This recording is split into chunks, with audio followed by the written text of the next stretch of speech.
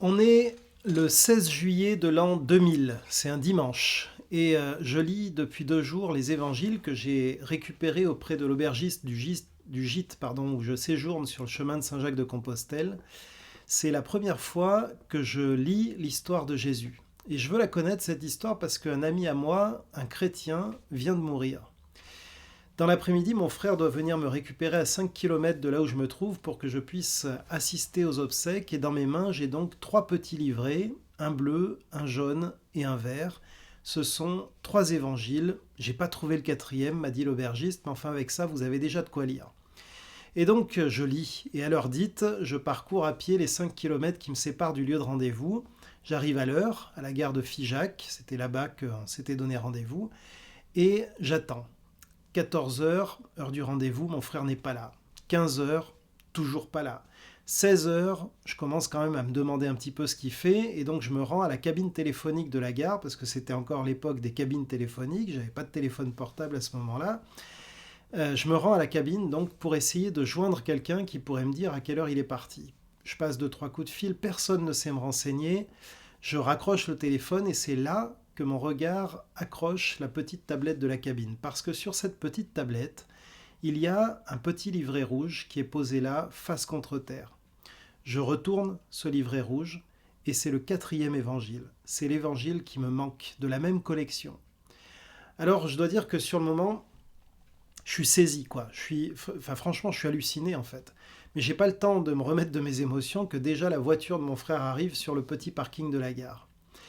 À cette époque-là, le Christ me travaille. Mais dans le monde d'où je viens, ces choses-là n'existent pas, en fait. Je comprends bien qu'il s'est passé là quelque chose de vraiment pas banal, mais j'ose pas en parler à mon frère et à ma belle-sœur qui sont là tous les deux dans la voiture, parce que si j'en parle, on va voir mon émotion et on va comprendre que ces 15 jours de marche sur le chemin de Compostelle, ça m'a un peu tapé sur le ciboulot, quoi.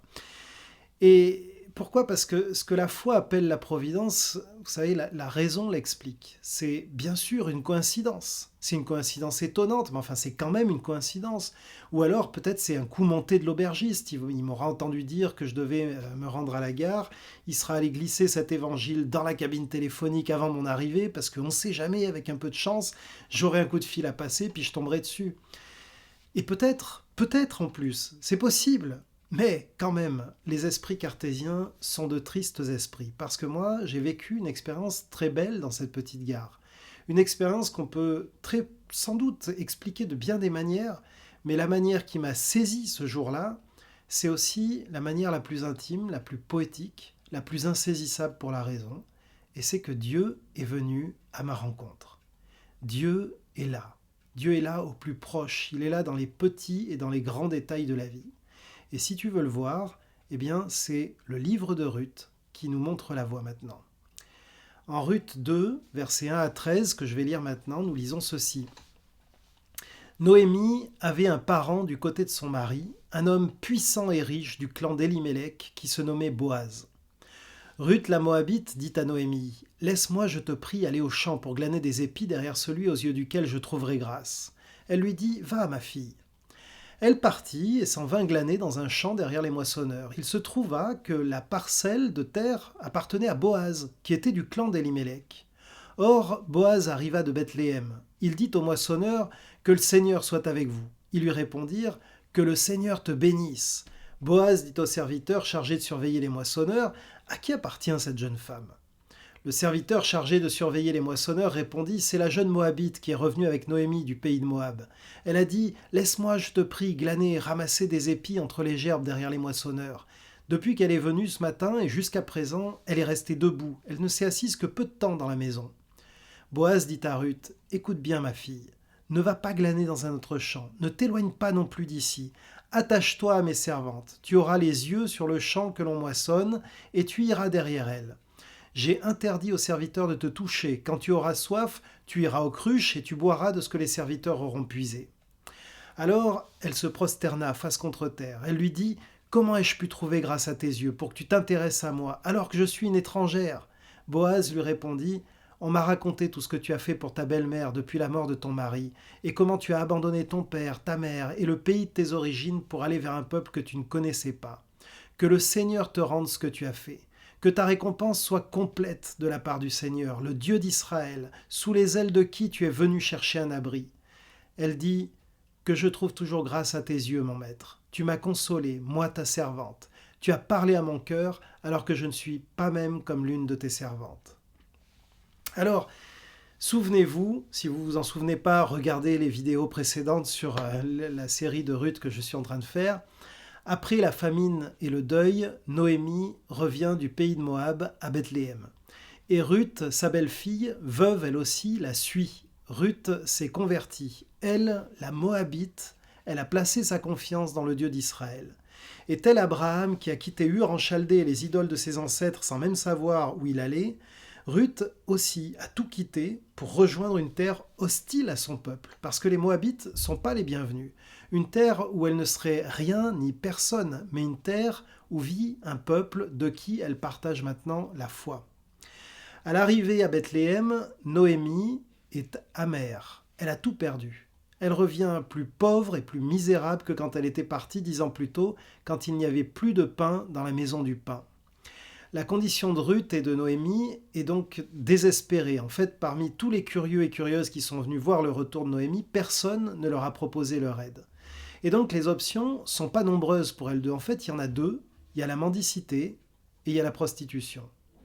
Mais le dernier verset du chapitre 1 a ouvert notre texte sur une petite espérance. Noémie et Ruth, nous dit le texte, arrivèrent à Bethléem au début de la moisson des orges. Les épis d'orge ont levé. Dans les champs, il y a de quoi se nourrir. Et c'est Ruth qui réagit la première. Elle demande à sa belle-mère de la laisser aller glaner dans les champs. Et on peut se demander pourquoi Noémie n'y va pas, elle. Elle est plus âgée, c'est vrai, mais enfin elle a quand même fait le trajet de Moab jusqu'à Bethléem. A priori, elle n'a pas une condition physique qui l'empêche de travailler, même si c'était à un rythme moins soutenu. Le texte ne dit pas pourquoi elle n'y va pas. Mais si on doit faire une déduction à partir de l'histoire qui nous est rapportée, peut-être qu'on peut imaginer que c'est son amertume qui l'en empêche. Elle a le moral dans les chaussettes, Noémie. Elle a du mal à imaginer que sa condition puisse s'arranger en fait. Et donc Ruth va partir glaner seule. Et en vrai, c'est pas l'idée du siècle parce que elle va se retrouver, elle, une femme étrangère, veuve, isolée dans les champs au milieu de tout un tas de solides gaillards. Et il peut se passer bien des choses au milieu des épis d'orge. Alors je ne le dis pas pour grossir le trait de sa condition, je le dis parce que Boaz lui-même trouve utile d'interdire à ses serviteurs de la toucher. Quoi qu'il en soit, Ruth n'a pas beaucoup le choix, il faut bien trouver de quoi manger, du coup, elle y va. Et bien sûr, elle ne va pas voler dans les champs. En se rendant dans les champs pour y glaner des épis, elle se place en fait sous la loi d'Israël. Lévitique 19, versets 9 à 10 dit « Quand vous ferez la moisson dans votre pays, tu ne moissonneras pas ton champ jusqu'au bord, tu ne ramasseras pas ce qui reste à glaner, tu ne cueilleras pas non plus les grappes restées dans ta vigne, tu ne ramasseras pas les grains qui en seront tombés, tu abandonneras cela aux pauvres et à l'immigré. Je suis le Seigneur, votre Dieu. » Aux pauvres et à l'immigré. Eh bien Ruth, elle coche les deux cases. Donc évidemment, elle ne va pas ramasser grand-chose, mais enfin, comme disait Raymond Devos, 3 fois rien, c'est déjà quelque chose. Il n'est pas tout à fait sûr, d'ailleurs, dans ce pays qui n'avait pas de roi et où chacun faisait ce qui lui semblait bon, que les propriétaires terriens aient une quelconque considération de la loi de Moïse. Ruth, au verset 2, demande bien à Noémie qu'elle la laisse aller au champ pour glaner des épis derrière celui aux yeux duquel, je cite, « je trouverai grâce ». Donc pour Ruth, trouver des épis à glaner, ce n'est pas un dû auquel elle pourrait prétendre en vertu de la loi, c'est une grâce qu'elle espère recevoir de la part d'un propriétaire qui accepterait qu'elle prenne quelques épis pour se nourrir. En fait, elle va trouver bien plus que quelques épis. Sur son chemin vers un peu de nourriture, Ruth va trouver en vrai son 4e évangile. Verset 3, « Il se trouva que la parcelle de terre appartenait à Boaz, qui était du clan d'Elimelech. Or, Boaz arriva de Bethléem. Il dit au moissonneur, « Que le Seigneur soit avec vous. » Ils lui répondirent, « Que le Seigneur te bénisse. » Et donc, vous voyez, il se trouva que, comme par hasard, 3 choses. Premièrement, la parcelle de terre où Ruth s'est installée pour glaner appartient à un membre de la famille du défunt mari de Noémie, un homme puissant et riche, nous dit le verset 1. Et oh, quel hasard! Il arrive justement de Bethléem pour faire un coucou au moissonneur, cet homme. Et wow, on dirait bien que le Seigneur, ça lui parle. C'est peut-être simplement une manière de se saluer, mais enfin quand même, que le Seigneur soit avec vous, que le Seigneur te bénisse. Il se passe quelque chose dans ce chant, on dirait. Hein. Ruth, qui a dit à Noémie, ton Dieu sera mon Dieu, ton peuple sera mon peuple, on dirait bien qu'elle pourrait pas être mieux tombée. Donc quand l'auteur écrit il se trouve à que, évidemment il use d'ironie, ça n'a rien d'un hasard ici. Il pointe vers la providence divine. Il nous indique que c'est pas la chance, c'est pas le destin, c'est pas le hasard qui ont amené Ruth dans ce champ-là plutôt que dans un autre champ. Est-ce qu'on est capable, nous, de reconnaître ces moments de grâce dans nos propres vies? Ou est-ce que on tend à se réfugier dans l'incrédulité en rationalisant systématiquement la providence qui se présente à nous? Ces petits et grands moments-là sont autant d'occasions de remercier Dieu pour sa provision. Vous voyez, dans ce texte, il ne se passe rien d'extraordinaire en fait, rien qu'on ne puisse expliquer par d'autres moyens. On pourrait se dire, après tout, Bethléem, ça ne doit pas être si grand. Si Boaz était si important et riche, il doit avoir une pelletée de champs qui lui appartiennent et peut-être qu'il les passe tous en revue chaque jour. Peut-être, mais en même temps, mais quelle tristesse, quoi. Quelle tristesse de ne pas s'ouvrir à la poésie de notre Dieu, qui nous permet de le voir, lui, au-delà des circonstances, des heureux hasards, et de se sentir aimé par un Dieu qui prend soin de nous. Alors on pourrait se dire, ouais d'accord, ok, très bien, on passe à côté de la poésie, mais enfin, si c'est faux, si c'est pas vrai, si on se trompe soi-même pour vivre finalement dans un monde extraordinaire, certes, mais enfin qui n'a d'existence que dans nos fantasmes, eh bien, je dirais deux choses. La première que je dirais, c'est que si c'est faux, alors dans ce monde livré à lui-même, sans poésie et sans transcendance, je me serais au moins senti aimé d'un amour qui dépasse toutes les amours humaines. Qu'est-ce que j'ai à perdre par rapport au pseudo-réaliste qui se noie dans sa solitude et dans son désespoir? Et la deuxième chose que je dirais, c'est que depuis ma découverte du 4e évangile, c'est-à-dire ma découverte de cette présence de Dieu dans ma vie, mais en fait, Dieu m'a porté chaque jour. C'est pas une fois que la providence m'est tombée dessus. Il a fait des miracles dans ma vie. Moi qui angoissais à l'idée de quitter ma chambre, il m'a fait quitter mon pays, ma famille. J'ai pu chasser dans ma propre vie, au nom de Jésus, les démons de mon existence et vivre une vie de liberté qui m'était absolument inaccessible. Si je devais illustrer ce que j'ai vécu, je dirais qu'à son appel, j'ai marché sur les eaux en fait. Alors si Dieu n'existe pas, voyez-vous, c'est encore plus incroyable. Vous imaginez le truc? Croire qu'une foi qui ne repose sur rien du tout puisse changer à ce point une vie, mais ça demande une foi plus grande que la mienne en fait. Je le confesse bien volontiers, plus grande que la mienne parce que je ne vois rien dans cette existence qui puisse venir à la vie à partir du néant. Il n'y a aucun exemple de ça nulle part. Si donc on tire le fil de cette pensée jusqu'au bout, il faut bien aboutir à un créateur existant de toute éternité, et donc il m'est beaucoup plus simple en fait, et même beaucoup plus rationnel, de croire que tout ça vient de Dieu que de croire que tout ça vient de rien. Néanmoins, ce Dieu qui pourvoit, eh ben, il ne le fait pas sans nous. Il y a en sous-main des gens qui agissent. La providence n'implique pas l'absence. Naomi ne risque pas de tomber par hasard dans le champ d'un parent de son mari, puisqu'elle ne va pas au champ. Pour que ça advienne, il a fallu que quelqu'un agisse. Il a fallu que quelqu'un fasse un pas de foi, un pas d'espérance vers un avenir meilleur. Quelqu'un qui agisse avec cet espoir de trouver une personne qui va lui faire grâce et qui va lui laisser glaner des épis. Et c'est avec cette espérance-là, dans la providence, que Ruth, donc, s'est mise en route. Dieu déroule son plan, mais ce plan ne se déroule pas sans nous ni malgré nous. Dieu conduit les circonstances, mais Ruth et Boaz aussi sont à l'œuvre pour que quelque chose se passe. Et comme l'un et l'autre agissent dans la foi, eh bien cette rencontre, elle produit un fruit divin. Ruth, elle n'a pas ménagé sa peine. Depuis qu'elle est venue ce matin, dit le texte, et jusqu'à présent, c'est ce que le serviteur dit, elle est restée debout. Elle ne s'est assise que peu de temps dans la maison. Verset 7. Ceci alors qu'elle arrive d'un voyage qui était long, fatigant, avec une belle-mère qui a le moral dans les chaussettes, mais Ruth, elle ne se laisse pas abattre, elle y va, elle fait ce qu'il y a à faire. Quant à Boaz, il nous est décrit comme puissant et riche. Et alors là, c'est intéressant. Le premier terme, effectivement, veut dire puissant, fort. Je crois qu'on pourrait le dire dans le sens d'influent. Ruth, c'est un homme influent, il a une belle notoriété, il est reconnu dans le paysage. Mais le deuxième terme, chayil, est trompeur, je crois, dans sa traduction, en tout cas dans la NBS que j'utilise, mais dans pas mal d'autres aussi, parce qu'il ne s'agit pas d'une richesse matérielle. Bien sûr, Boaz n'était pas pauvre, il est propriétaire terrien, il a des employés, mais le terme désigne bien davantage une richesse intérieure. Boaz, il n'est pas seulement influent, il est aussi compétent, il est capable. Dans beaucoup de textes, ce terme désigne des rois ou des hommes de guerre, des combattants, et il est traduit par vaillant.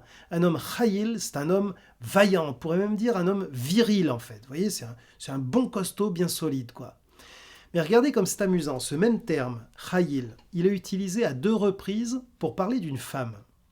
Le premier lieu où il est utilisé, c'est en Proverbe 31, verset 10. « Qui trouvera une femme chayil ?» demande l'auteur. « Son prix dépasse de loin celui des coraux, le cœur de son mari a confiance en elle et le bénéfice ne manque pas. » Et il décrit ensuite une femme forte, une femme travailleuse, courageuse. Et le deuxième lieu où le terme chayil est utilisé pour parler d'une femme, c'est en Ruth, chapitre 3, verset 11. Et c'est Boaz lui-même qui l'utilise pour qualifier Ruth. Il lui dit « Maintenant, ma fille, n'aie pas peur. Je ferai pour toi tout ce que tu diras, car sur la place publique, chacun sait que tu es une femme chayil. » Eh bien, regardez ce miracle de traduction. Pour Louis II, la femme de Proverbe 31, c'est pas une femme vaillante. C'est pas une femme costaud, solide, tout ça, non. C'est une femme vertueuse. Tout comme Ruth, qui est vertueuse, là où Boaz, lui, est un homme riche. Voyez ? Alors, d'aucuns verraient là un petit travers sexiste de la part de Monsieur Second, à pas confondre avec Monsieur Seguin, lui c'est celui de la chèvre, c'est autre chose. Mais il faut aussi reconnaître que les traductions récentes ont plutôt bien rectifié le tir. Aujourd'hui, beaucoup de versions en Proverbe 31, en Ruth 3, 11, parlent de femmes de valeur, ce qui est déjà nettement mieux. Néanmoins, pour ma part, je continue de préférer femme vaillante. Parce que si vous lisez Proverbe 31 et que vous observez dans le livre de Ruth le caractère de Ruth, vous verrez qu'on y décrit bien plus une femme forte, courageuse, entreprenante, travailleuse, qu'une femme de bonne famille qui sait bien se tenir à table, quoi. En tout cas, je trouve que c'est bien regrettable de ne pas garder le parallélisme entre Boaz et Ruth, parce que personnellement, je trouve très beau de voir comment Boaz, au chapitre 3, reconnaît en Ruth une valeur dont il est lui-même porteur. Vraisemblablement, ces deux-là ont quelques affinités, on verra que ça se confirmera par la suite, mais on ne va pas aller trop vite en besogne pour l'instant. Boaz, donc, est un homme vaillant, et il jouit d'une belle réputation, d'une belle notoriété. Et vraisemblablement, cette réputation et cette notoriété, il ne l'a pas volée, parce qu'avec Ruth, ayant appris qui elle est, et la vigueur avec laquelle elle travaille, eh bien, Boaz va aller bien au-delà de ses obligations. On va voir qu'il va faire preuve de bonté vis-à-vis d'elle. Il va aller bien au-delà de ce que demande la loi. Il ne va pas se contenter de la laisser glaner les épis que ses serviteurs voudront bien laisser tomber de temps en temps. En fait, il va la prendre sous son aile. Il l'invite à ne pas aller dans un autre champ, mais à rejoindre ses servantes. Il l'entoure de femmes, il interdit aux hommes de la toucher, et il lui permet d'aller boire ce que les serviteurs auront puisé. Alors ce truc-là, d'aller boire ce que les serviteurs auront puisé, ça a l'air de rien, mais c'est pas du tout l'usage, ça, en fait. Normalement, ce sont les étrangers qui puisaient de l'eau pour les Israélites, et c'était les femmes qui puisaient de l'eau pour les hommes. Vous pouvez lire ça en Genèse 24, par exemple, versets 13 à 14. Donc là, très clairement, on voit qu'il place Ruth sous sa protection. Il la prend sous son aile, il veut prendre soin d'elle. Et la voilà, la main tendue, espérée par Noémie et par Ruth. Au fond, ce à quoi nous assistons là, c'est à une rencontre entre la foi et la grâce. Comment ai-je pu trouver grâce à tes yeux pour que tu t'intéresses à moi alors que je suis une étrangère ? Demande Ruth. Et Boaz explique. On lui a raconté ce que Ruth avait fait pour sa belle-mère. On lui a raconté comment elle a tout quitté pour rejoindre un peuple qu'elle ne connaissait pas. Et Boaz, il est touché par ça. Parce qu'il voit là non seulement une femme vaillante, une femme solide sur ses appuis, mais il voit aussi une femme de foi. Et ce que ça suscite en lui, c'est une aspiration à ce que Dieu lui rende ce qu'elle a fait, qu'il la récompense pour avoir osé s'engager dans cette voie qui n'était pas la plus facile, loin de là, qu'il la bénisse parce que, alors qu'elle était dans la détresse, elle a eu l'audace de venir chercher un abri sous les ailes de l'Éternel. Et Boaz aurait pu se contenter finalement de prier pour Ruth, de demander à Dieu de la bénir et puis passer son chemin, quoi. Mais il a fait autre chose, il a décidé, pour une raison qui lui est propre, mais qui me semble digne d'inspiration, il a décidé d'être participant de la grâce de Dieu. Parce que là où la foi trace un chemin, la grâce y met la main. Au fond, lui aussi reconnaît que cette jeune femme n'est pas arrivée dans son champ par hasard. Eh bien, nous non plus, nous ne sommes pas arrivés dans l'église où nous nous trouvons par hasard. Vous n'êtes pas arrivés sur cette vidéo par hasard. Mais surtout, vous n'êtes pas dans votre église par hasard, les uns à côté des autres, pour vivre ensemble notre foi commune en église, en Jésus-Christ. On n'est pas réunis par hasard. Et au milieu de nous, dans nos églises respectives, il y a des Boaz, il y a des Ruth. Et à vrai dire, on est tantôt l'un, tantôt l'autre, selon les domaines et selon les périodes de notre vie. Parfois, nous nous trouvons dans la posture et dans la capacité de faire grâce, et parfois, nous nous trouvons dans la nécessité de la foi et dans l'attente de celui qui va nous faire grâce. Dans un cas comme dans l'autre, il y a des rendez-vous divins à vivre entre nous. Alors, je vous ai invité au début de cette vidéo à reconnaître la providence de Dieu dans vos vies, et évidemment, c'est un bon premier pas. Mais je voudrais aussi vous inviter très concrètement, comme le fait Ruth, à vous mettre en route si vous êtes dans la difficulté. Cette semaine, fais ce pas qui te coûte, mais dont tu sais qu'il est juste, qu'il est nécessaire pour sortir de l'ornière. Ce pas, c'est pas juste une question administrative à régler, c'est pas juste un coup de fil difficile à passer, c'est pas juste une démarche à accomplir sur laquelle tu es là à procrastiner depuis des semaines, c'est bien plus que ça. Ce pas, c'est un pas de foi. Un pas de foi qui te mènera peut-être vers le Boaz qui te fera grâce. Et finalement, c'est peut-être toi le Boaz d'un autre. C'est peut-être toi qui vas avoir à protéger, à faciliter, à encourager quelqu'un cette semaine en témoignage de la grâce de Dieu. Peut-être que tu sais qui est la Ruth qui a atterri dans ton champ de mission. Si c'est le cas, voici. Là où tu vois la foi glaner un épi, fais-toi agent de grâce et multiplie.